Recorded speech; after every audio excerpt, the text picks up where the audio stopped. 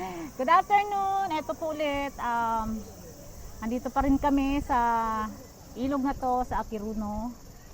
So, I just grabbed the chance nga na ma-interview to mga kasama ko about sa faith nila kay Lord at mga testimonies nila kung paano sila tinawag ni Lord. So, etong dalawang tong couple, ang kausapin natin. Yan. Paano nga ba kayo tinawag ni Lord? Saan kayo nag-start? Hello po, good afternoon. Ako po si Sister Apple. At ako po si Wilson. Yan. Hello po sa inyo po. Ako po kasi sa Pilipinas pa lang, nag-church na ako ng born again Christian. And then, nung nag-move na kami dito sa bansang Japan, actually talagang uhaw ako sa salita ng Diyos. Kasi meron akong tanim. Oo, parehas pala tayo. Oo. Uhaw ako. Tapos, talagang ang ginagawa ko, nanonood na lang ako ng YouTube, na nagpipreach mga pastor, nagwo-worship. Pinag-pray ko talaga sa Panginoon ng kailangan ko ng church, Lord. Sabi ko, talagang iniyak ko sa Panginoon yun. Kailangan ko ng church. Although may church sa harapan ng bahay namin, Japanese nga lang siya. Born again Christian din. Kaya lang hindi ko naiintindihan.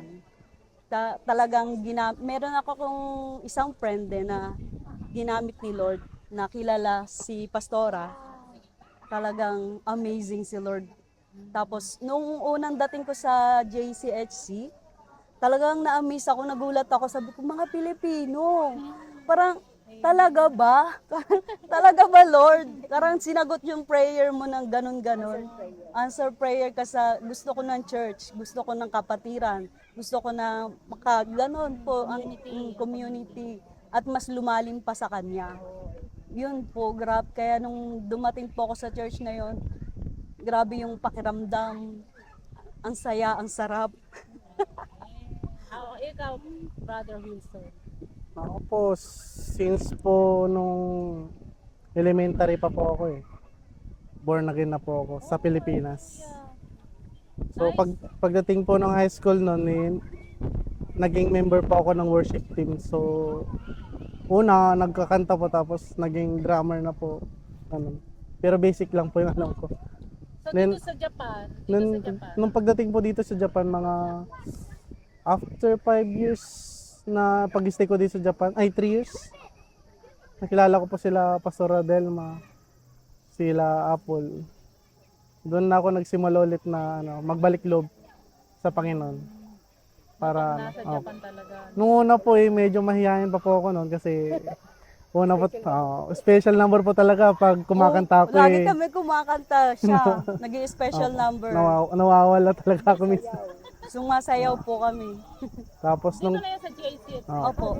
Tapos nung time na may nabanggit po si Pastor Pato, si Pastora po yun, meron po silang drum. So, ano ko po, Why not? tawag nito, parang Sinadjust mo parang na ano po ako parang nahila po ako ng Yun ang Panginoon na yung will niya sa'yo. parang gusto ko ibalik yung pagdadrum ko ulit. So, yung expectation ko po na umpisa lang po sana, pero hanggang ngayon pagdadrum po rin po ako. Ginagamit pa rin siya ni Lord. Hallelujah. So yung mga past life nyo, palagay nyo, yung tsaka yung sa ngayon, may malaking pagbabago ba talaga? May nakita kayo?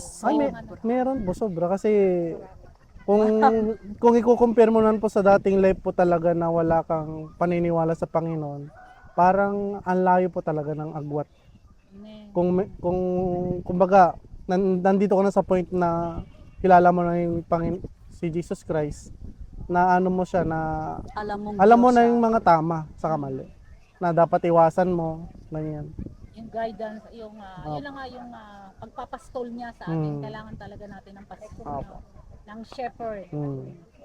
Mula po nun, lahat po ng mga maling nagawa, nabago na po dahil po sa Panginoon po na. Pero yun nga, kahit naman ngayon nagkakamali pa rin tayo, wala naman talaga. Opo, wala naman pong perfect po. Mahirap, hindi natin kayang maging perfect. Oo. Hindi tayo maging perfect Tama po. kailanman. Walang Dahil perfect. Isa lang talaga ang perfect. Si Lord. Si Lord lang talaga. So yun ang isa sa mga masasabi natin sa mga kapatiran natin na hindi porke Christian ka na, is isa ka ng perfecto. Kasi ako ano siya, yung mahusga na, oh, nagsimba na, matino na ba siya? Sabi ko, kasi simba lang, matino na agad. Alam mo yun, wala pong ganun eh. Sabi ko, wala pong ganun yung, kasi simba mo pa lang, isa, dalawa, ina-expect sa'yo ng tao. Matino ka na. Gusto ko sana i-share yung ano. Go share. Gusto ko sana i-share yung sa aming Oh, dalawa. sige. Yung isa sa pinakamalaking testimony sa buhay namin. Naiyak tuloy ako. Sige na, go. That's maganda nga yun eh, para talaga. Kasi aminado naman kami na nagsimula kami sa mali.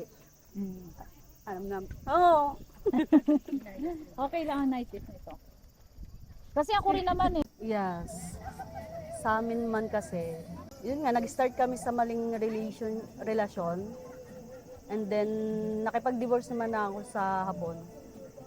Then, unti-unti, nagbalik loob kami sa Panginoon. Unti-unti, inayos kami ni Lord.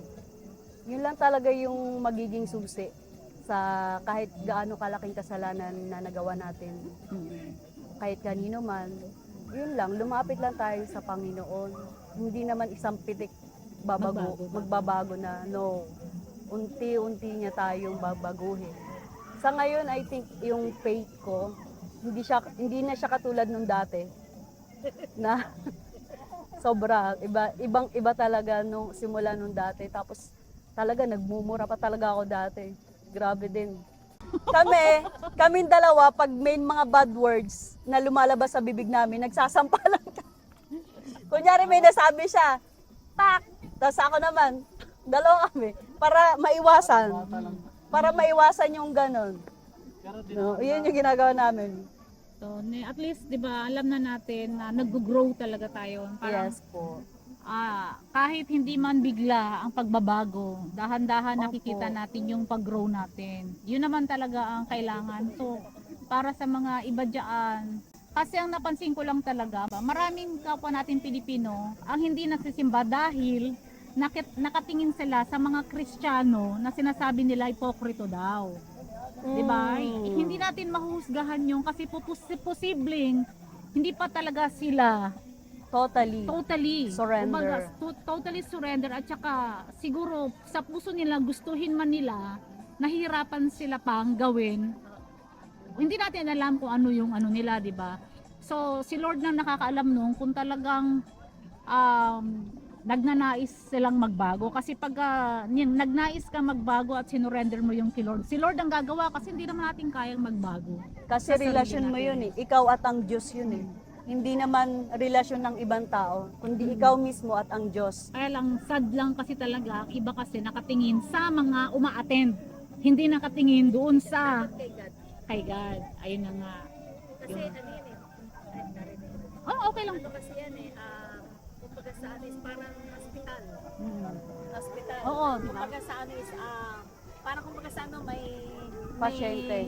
May sakit sa cancer, di ba, diabetes, yung ganun din so ganun din ang church. Ang lahat ng umaattend diyan may karamdamang spiritual. Yes. Kaya usually lahat ginagamot pa. Kaya usually ang payo ko doon, wag tingnan yung church, wag tingnan yung mga tao sa church. Ang ano po natin diyan is kailangan talaga sa Diyos lang po tayo tumingin. Yes po. Wag sa church, wag sa mga tao, Wag kasi sa ano po, pastor. wala pong perfect na church.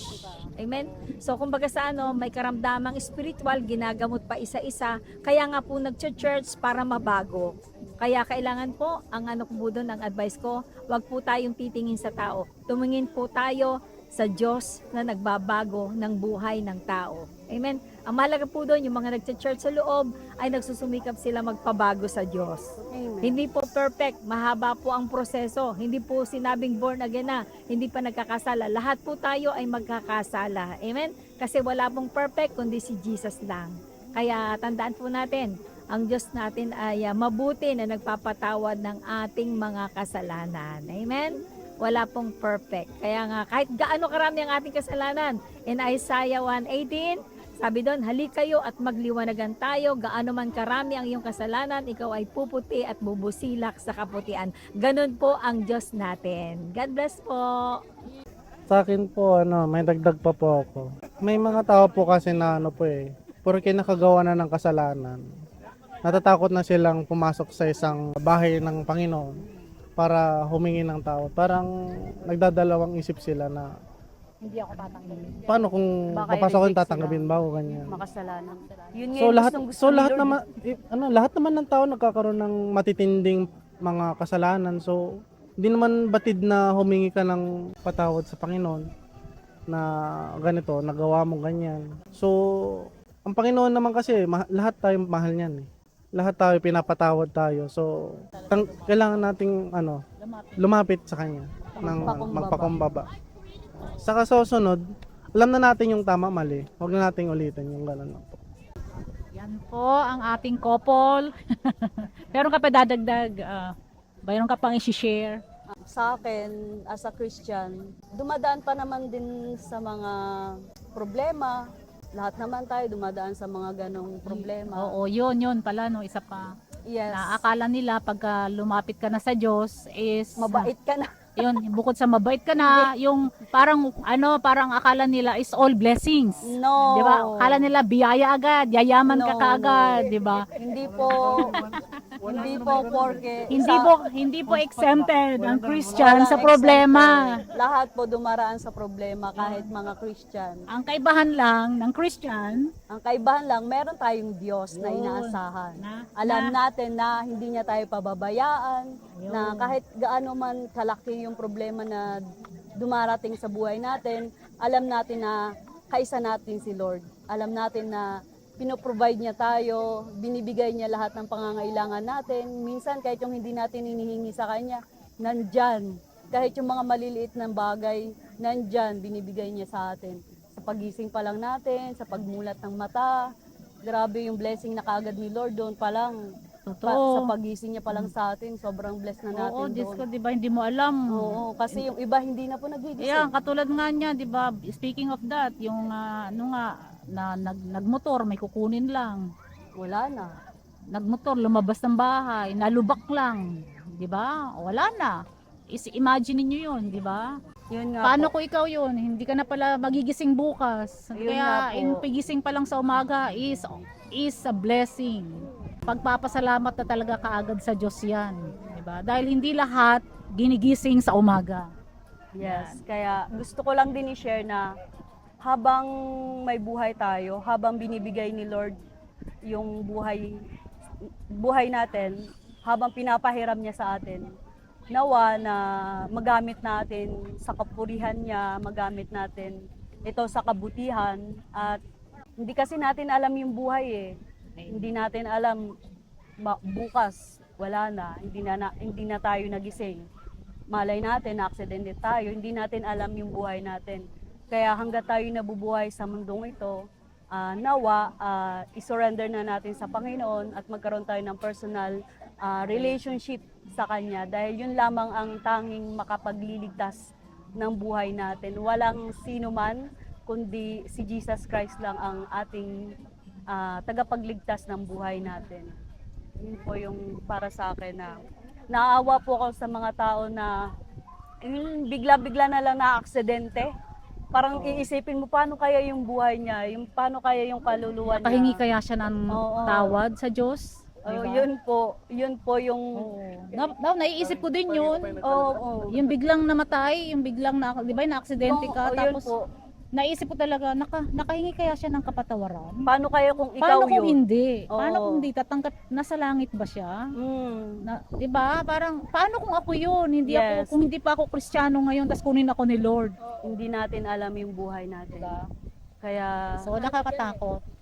Ang may dadagdag ko dyan is siguro pag tinawag na ng Panginoon, tuloy-tuloy na kasi may purpose ko dyan. yes po.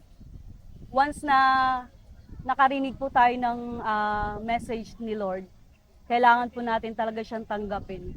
Wala po tayong ibang kailangan gawin kundi tanggapin ang Diyos. Ang Diyos sa buhay natin. Amen. Amen. Kahit May pastora na tayo, tsaka may pastor na bago. I mean, kahit kasi gaano na yung kasikatan, maraming pera. Ayun nga yung kay Manny Pacquiao nga napanood ko kagabi na siya kasi na ano niya na yung ganun eh, nakamit niya na yung kasikatan, kayamanan, bilyon, lahat ng ano na meron siya. Pero grabe yung ano niya, pagpapakumbaba pa rin niya. Talagang si Lord pa rin. Oh, kailangan Yun pa rin ibalik talaga. kasi lahat Kailangan naman yan talaga. pahiram lang sa atin eh. Makiisa tayo sa Panginoon. Kailangan lang natin i-totally surrender lahat ng problema. Okay. Okay. Amen. Okay, mamaya po Praise ano the tayo Lord. ulit. Ayan tayo. Okay, praise the Lord. Thank you po.